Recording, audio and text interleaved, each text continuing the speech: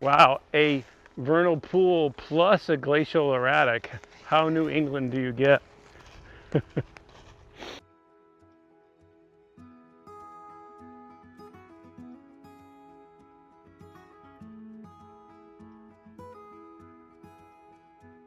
What color should we be looking for egg It's masses? kind of white and kind of an off yellow. Okay. So, well, yeah, this is the other thing. Like during the day, salamanders will be in the water, deep down and underneath the litter. Usually, you might be able to see them kind of look out, but the best time to see the salamanders in the vernal pool is actually at night.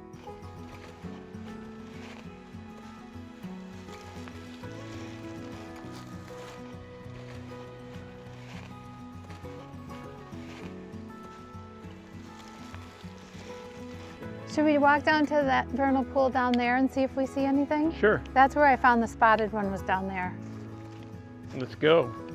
Let's see what we find in here. Yeah, So it's this deep is and where I looking for found- little sticks.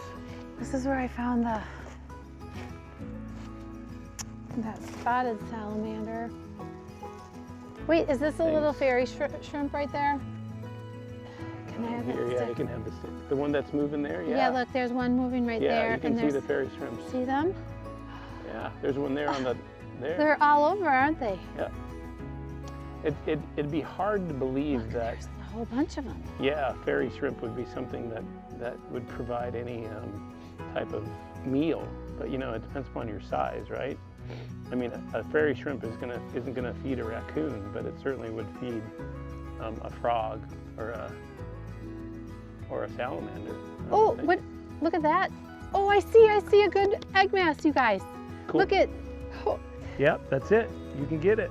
is that a salamander? Yeah, certainly. So vernal pool etiquette is best not to walk through the vernal pool, Yeah, you try to walk around it and not disturb it, okay? because by walking in it, you don't know what you're stepping on. Because most of what you're trying to see is actually underneath the leaf litter. So, you know, and a lot of times you can, if you visit at night or at dusk, it's a lot easier to see the salamanders and wood frogs and tree frogs and things like that. Essentially, the vernal pool is a fragile and temporary nursery. Yes. That's a really good way to say it, I think. It's a fragile and temporary nursery that is really essential for a lot of life in the forest. I'm surprised we're not finding more egg masses because this is absolutely perfect here. Where is the stick?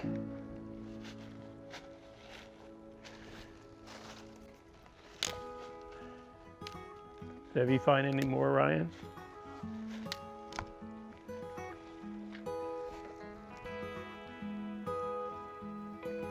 Hey, Parker, Yep. what makes up a vernal pool? Well, vernal pools are kind of, vernal means spring. Okay. So, and usually they occur in forest or forested wetland areas where the spring rains or the snow melt is captured in a depression. And they usually last into midsummer or late summer, but they start out large and then they kind of get smaller, and they're like an intermittent stream.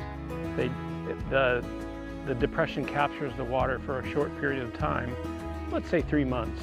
Sure. And there's so many different species that depend upon vernal pools for their habitat that they need to lay their eggs or to actually even to predate.